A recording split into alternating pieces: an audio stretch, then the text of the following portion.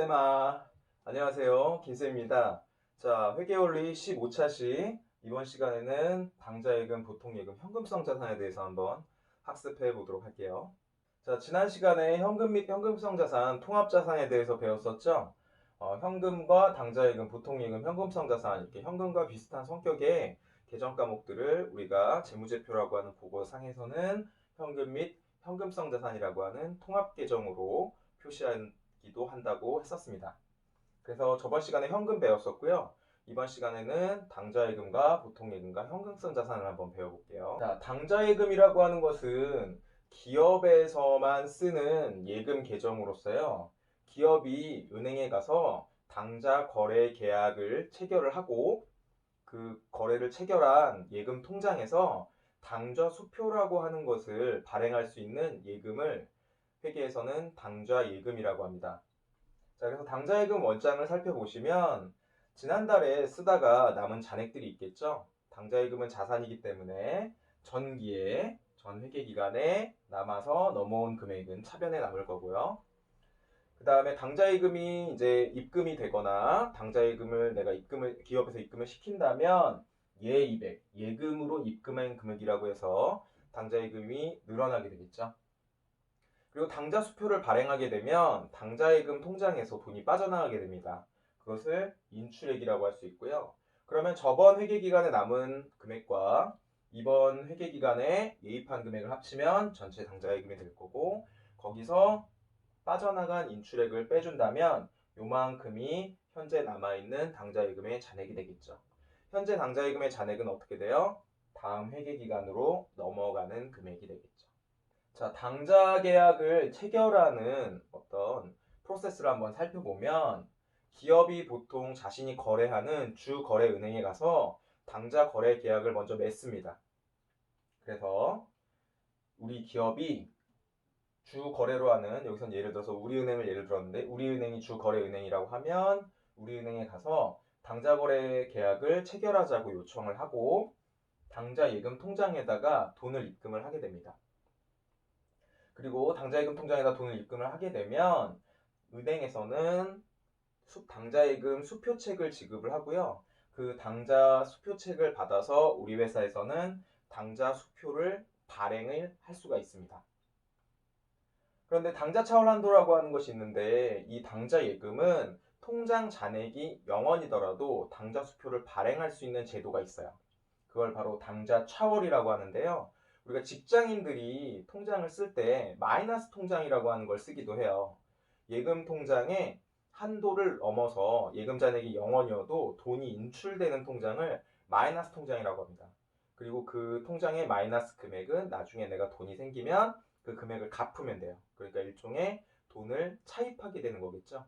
기업의 당좌예금도 역시 마찬가지로 당좌 차월이라는 한도를 설정을 하게 되면 마이너스로 예금을 쓸 수가 있어요. 그래서 당좌 차월 한도는 기업의 신용도에 따라서 달라지고요. 당좌 차월을 사용하게 되면 이제 당좌예금 통장으로 돈이 들어오게 되면 당좌 차월로 설정되었던 금액이 먼저 상환이 되고, 그리고 상환을 다 한 다음에 그 다음부터 당좌예금 잔액이 올라가게 되겠죠.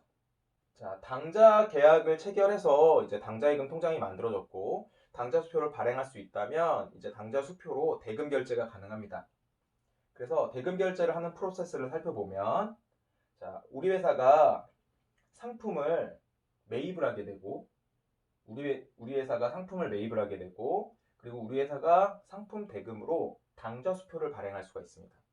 그러면 우리 회사가 상품 대금으로 당좌 수표를 발행하면 거래처에서는 이 당좌 수표를 받아서 어디로 가냐면 우리 회사의 주거래 은행인 우리은행으로 가서 당좌 수표를 제시하게 됩니다. 그러면 우리은행에서는 우리 회사의 당좌예금 통장에서 그 당좌 수표의 금액만큼 인출해서 이 회사로 현금을 지급하게 됩니다. 그러면 우리가 당좌 수표를 발행하게 되면 결과적으로 어떻게 되는 거죠? 우리 회사의 당좌예금 통장에 잔액이 인출되게 됩니다. 그래서 우리가 현금을 할 때 수표 배울 때 이렇게 했었죠. 수표가 붙은 거는 다 현금으로 처리하라. 단 두 가지. 선일자 수표. 발행일 이전에 먼저 주는 수표. 요거는 우리가 현금으로 처리하지 않는다고 했었고, 당좌 수표를 발행한 경우에 우리가 현금으로 처리하지 않는다고 했었죠. 당좌수표를 발행한 경우, 우리 회사에서 당좌수표를 발행한 경우에는 당좌예금 통장에서 빠져나가는 것이 이러한 이유 때문입니다. 자, 당좌예금과 관련된 분계와 전기를 한번 해볼게요. 자, 3월 1일 민들레 은행에 당좌거래 계약을 맺었어요. 그러면 이제 뭘 해야 돼요? 민들레 은행에 당좌예금 통장에다가 돈을 입금시켜야겠죠? 70만 원을 현금으로 당좌예금 통장에다가 예금으로 입금했습니다. 자, 그러면 우리가 가지고 있던 현금은 이제 은행에 예금에 입금했으니까 은행으로 넘어가니까 현금이 감소하게 되겠죠? 그리고 당좌예금 통장으로 돈을 넣었으니까 당좌예금 70만 원이 증가하게 됩니다. 자, 그럼 당좌예금과 관련된 전기를 해보면 당좌예금은 차변에 70만 원이 늘어났죠. 며칠? 3월 1일 70만 원이 늘어났고 원인 또는 결과는 뭡니까? 현금을 넣었기 때문이죠. 그래서 이렇게 당좌예금으로 입금했을 때 분계와 전기가 되겠죠. 연속된 거래입니다. 3월 13일 날 대한기업에서 상품 25만 원을 샀어요. 그리고 대금 중 20만 원은 당좌수표를 발행해서 지급을 했고 나머지 잔액은 외상으로 처리했습니다. 자, 그러면 상품 25만 원짜리가 창고에 들어오겠죠? 그래서 상품 25만 원이 차변에 증가하게 될 거고 20만 원은 당좌수표를 발행했으니까 결과적으로 어디서 빠져나가겠어요? 거래처가 우리 거래은행에 가서 당좌예금을 인출해 가면 당좌예금이 20만 원 감소하게 되겠죠. 그리고 외상매입금의 나머지는 외상으로 처리하겠으니까 상품을 매입하면서 외상으로 처리한 것은 외상매입금으로 처리하고 5만 원이 감소하게 되겠죠.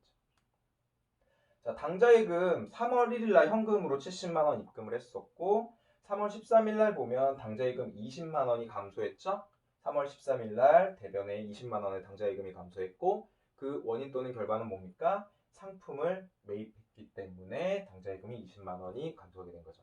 자, 그러면 70만 원 당좌예금 통장에서 20만 원이 빠져나갔으니까 당좌예금 현재 잔액은 50만 원이 되겠네요.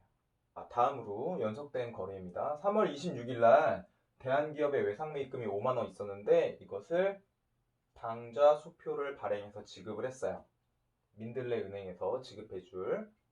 자, 분기를 살펴보면 외상매입금 5만 원을 갚은 거죠. 그래서 대변에 있던 부채인 외상매입금이 상계 처리가 되어서 차변에 외상매입금 5만 원 부채가 감소하게 되고요. 당좌수표를 발행해서 지급했기 때문에 결과적으로 당좌예금에서 빠져나가겠죠. 당좌예금에서 5만 원 감소하게 되겠죠. 자, 요거를 전기를 해보면 당좌예금 3월 26일 날 5만 원이 감소했고 대변에 이 이유는 뭡니까? 외상값을 갚았기 때문이죠.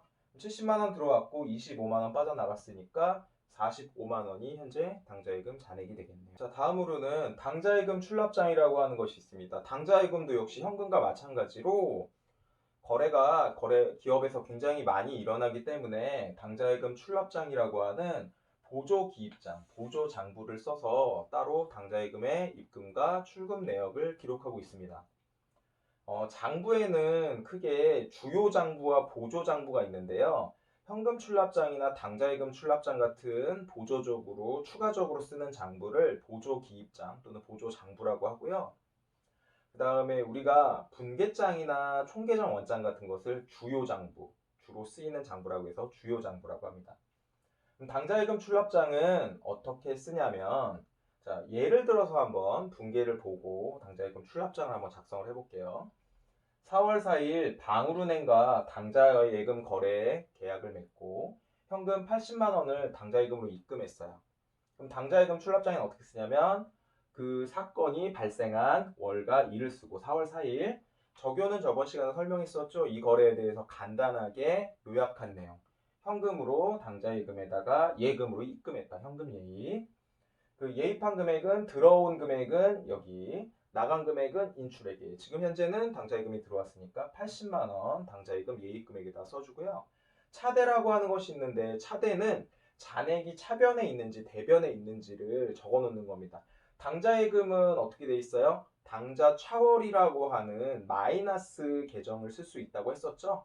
그래서 만약에 당좌 차월이 발생해서 당좌예금 잔액이 마이너스일 경우는 여기다 대라고 쓰겠죠. 지금은 차변에 80만 원 잔액이 남았으니까 당좌예금이 플러스죠. 그래서 차라고 쓰고 잔액은 80만 원이 되겠습니다. 자, 그럼 당좌예금 분계와 당좌예금 출납장을 동시에 해볼게요. 자, 4월 4일 방울은행과 당좌예금 거래 계약을 맺고 현금 80만 원을 당좌예금으로 입금했다. 자, 분계는 차변에 당좌예금이 80만 원 늘어나겠죠? 그리고 현금으로 80만 원 입금했으니까 대변에 현금이 80만 원 감소할 겁니다. 당좌예금 출납장을 작성을 해보면 4월 4일 날 현금으로 예금으로 입금했고 예입 금액이 80만 원이고 잔액은 차변에 남았죠? 그래서 잔액은 80만 원이 됩니다. 다음 연속된 문제를 한번 풀어볼게요. 자, 4월 6일 당좌수표 25만 원을 발행해서 현금을 인출했어요. 그러니까 기업에서는 어떻게 할 수 있냐면 당좌수표를 은행에다가 제시해서 그것을 현금으로 뽑을 수도 있습니다. 자, 그럼 분계는 당좌예금 통장에서 당좌수표를 발행했으니까 당좌예금 통장에서 25만 원이 빠져나갈 거고 현금이 25만 원이 늘어나게 되겠죠. 자, 4월 6일 현금을 당좌수표를 발행해서 인출했죠. 자, 예입이 아니라 25만 원을 뺐으니까 25만 원이 인출금액이 될 거고 80만 원에서 25만 원을 뺀 나머지 55만 원이 잔액이 되겠네요. 아직 잔액은 플러스죠? 그래서 차변에 있기 때문에 차되는 차라고 쓰면 되겠습니다. 자, 연속된 문제입니다. 자, 4월 31일 날 당좌예금 출납장을 한번 마감을 해볼게요. 월 말이죠? 자, 당좌예금도 현금과 마찬가지로 기업에서 거래가 굉장히 많이 일어나기 때문에 연 단위로 마감을 하기보다는 월 단위로 마감을 주로 합니다. 그래서 4월 30일 날 이제 당좌예금 출납장 이번 달 잔액을 마감시켜주고 다음 달로 넘겨주는 작업을 하는 것을 마감이라고 보시면 돼요. 자, 4월 30일 날 다른 거래가 발생한 건 아니기 때문에 분계는 없겠죠. 자, 4월 30일 날 월 마감을 시켜주기 위해서는 어떻게 하냐면 4월 30일 차월 2월 다음 달로 넘겨주는 금액이라고 해서 빨간색으로 55만 원을 인출을 시켜줍니다. 그러면 예입된 금액 총 80만 원에 인출된 금액 25만 원에 월마감 55만 원에서 80만 원, 80만 원 차변과 대변의 합계 금액이 같기 때문에 장부가 마감이 되었죠. 자, 5월 1일이 되면 그러면 저번 달에 넘겨줬던 금액을 다시 입금을 시켜줘야겠죠. 그래서 5월 1일 당좌예금 출납장을 이제 월 초에 전월 2월 금액을 입금시켜주면 5월 1일 전월 2월이 되는 거고 예입 금액에다가 55만 원을 작성을 해주면 잔액이 차변에 55만 원이 남게 되겠죠. 그래서 당좌예금 출납장 거래가 발생하면서부터 월 마감하기까지 잘 하실 수 있겠죠. 자, 다음으로 보통예금입니다. 보통예금은 보통이란 말이 뭐예요? 일반적인 예금 통장이란 얘기예요. 그러니까 여러분들도 통장을 하나씩 다 가지고 있잖아요. 기업에서도 일반적으로 쓰이는 보통예금 통장을 하나씩 갖고 있습니다. 그것을 우리가 보통예금 계정이라고 하고요. 보통예금은 내가 원할 때 수시로 입금, 넣을 수도 있고 출금, 뺄 수도 있는 수시로 입출금이 가능한 요구불 예금이라고 합니다. 요구를 하게 되면 바로 은행에서 지불해주는 예금이라고 해서 요구불 예금이라고 합니다. 자, 예를 들어 볼게요. 5월 1일 사무실 에어컨 50만 원을 구입을 했어요. 사무실 에어컨은 뭐예요? 1년을 초과해서 쓰는 집기 비품이 되겠죠? 그래서 비품이라는 계정 과목으로 자산이 증가하게 될 거고요. 보통예금 통장에서 이체해서 지급을 했어요. 그러면 보통예금 통장에서 계좌이체를 통한 대금 지급을 한 것이기 때문에 보통예금 통장에서 50만 원이 빠져나가게 되겠죠. 자, 보통예금 원장을 한번 정리해 보면 보통예금 5월 1일 날 50만 원이 대변에 발생했죠. 5월 1일 50만 원 써주고 그 이유 또는 결과는 뭡니까? 비품을 구입했기 때문에 5월 1일 날 보통예금이 50만 원 감소하게 되는 거겠죠. 여기서는 지금 이제 대변에만 잔액이 있기 때문에 보통예금이 마이너스라고 처리가 되는데요. 근데 보통예금은 당좌 차울이라고 하는 것을 쓰지 않기 때문에 보통 전월 2월 된 잔액이 있었겠죠. 여기서는 이 문제에 대한 정기만 했기 때문에 5월 1일에 대한 정기만 작성되어 있는 겁니다. 자, 다음으로 현금성 자산인데요. 현금성 자산은 현금은 아니지만 현금의 성격을 가진 자산이라는 거예요. 그래서 현금과 같은 성격으로 취급을 하고 현금 계정으로 쓰진 않고 현금성 자산이라는 계정으로 쓰고 있습니다.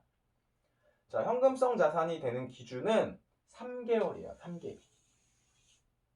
그런데 결산일 기준이 아니라 취득일 기준으로 만기, 만료되는 날짜가 3개월. 그러니까 3개월 이내에 현금화가 가능한 자산을 우리가 현금성 자산이라고 하고 있습니다. 그래서 3개월은 날짜로 따지면 90일이죠. 90일 이내에 현금화가 가능한 유가증권, 가치가 있는 증서라든지 또는 은행에서 파는 금융자산과 같은 금융상품들을 우리가 현금성 자산이라고 처리를 하고 있습니다. 그래서 예를 들어보면 취득일로부터 상환기간이 3개월 이내인 상환우선주, 주식인데 3개월 이내에 상환이 가능한 우선적으로 받을 수 있는 주식을 우리가 현금성 자산으로 취급하고 있습니다. 자, 취득 당시 만기가 3개월 이내에 도래하는 채권, 채권도 3개월 이내에 현금화가 가능하다면 현금성 자산으로 분류하고 있습니다.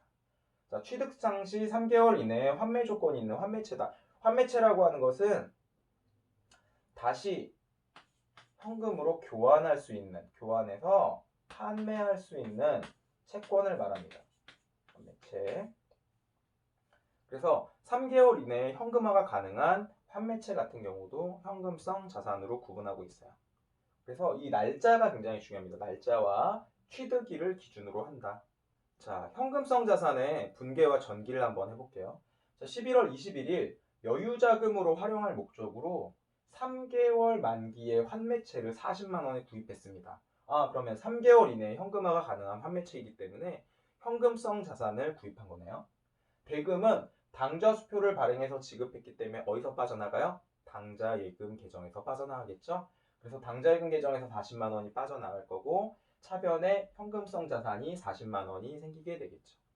자, 전기를 한번 해보면 현금성 자산 11월 20일 날 차변에 40만 원의 자산이 증가했죠? 그 원인 또는 결과는 뭡니까? 자산을 구입한 결과로 당좌예금 통장에 잔액이 빠져나갔죠. 두 번째 문제입니다. 11월 26일 날 단기 자금 운용을 위해서, 단기라고 하니까 일단은 1년 이내일 거고, 주식회사 대전이 발행한 60일 만기의 상환 우선주 100주를 액면금액 5,000원. 액면금액이라고 하는 것은 주식을 처음에 발행할 때 이렇게 주식에 찍혀 있는 금액을 우리가 액면금액이라고 합니다. 액면금액. 다른 말로는 발행금액이라고 해요. 이거는 변할까요? 안 변할까요? 이 금액 자체는 인쇄된 거기 때문에 변하지 않겠죠? 그런데 이 주식이 시장에서 거래가 되게 되면 가격이 오르기도 하고 가격이 내리기도 하겠죠? 그래서 가격이 올라서 5,700원이 되었다. 5,000원이라고 액면금액은 적혀 있지만 지금 5,700원에 거래가 되고 있어요. 그러면 우리가 장부에는 액면금액으로 적는 것이 아니라 현금 또는 다른 어떤 대금 지불을 5,700원에 한 주당 했기 때문에 5,700원을 기준으로 장부에다가 적어 놓으면 되겠죠.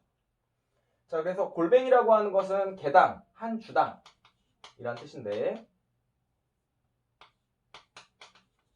한 주당 5,700원에 100주를 구입했으니까 총 57만 원을 구입하게 된 거죠.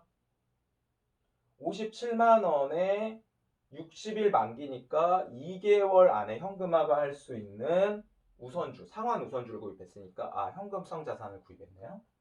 자, 분계를 한번 해보면 11월 26일 날 차변에 현금성 자산이 57만 원이 늘어날 거고 대금은 현금으로 지급했으니까 현금이 57만 원이 빠져나가게 되겠죠.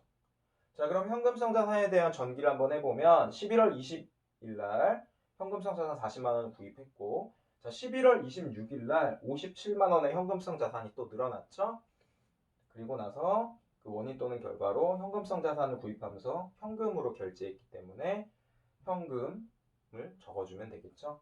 그래서 지금 현금성 자산의 총 합계 금액은 97만 원의 현금성 자산을 보유하게 되었네요. 자, 이번 시간에는 현금 및 현금성 자산인 당좌예금과 보통예금과 현금성 자산에 대해서 한번 배워보았습니다. 자, 시험에 가장 많이 나오는 것은 당좌예금, 당좌예금을 발행했을 경우 당좌예금 거래와 관련된 것이 많이 나오고요. 현금성 자산도 많이 출제되고 있습니다. 보통예금은 너무나 분계나 전기가 쉽기 때문에 보통예금은 그냥 기본적으로 알아두시면 될 것 같아요. 자, 다음 시간에는 기업에서 자주 쓰이는 돈들을 예를 들어서 통신비라든지 아니면 여비교통비라든지 이러한 자주 쓰이는 돈들에 대해서 처리하는 계정인 소액현금과 그 소액현금을 작성하는 보조기 입장인 소액현금 출납장에 대해서 한번 알아보도록 할게요. 자, 수업 들으시느라고 고생 많으셨습니다. 다음 시간에 뵐게요. 안녕. 쌤 봐.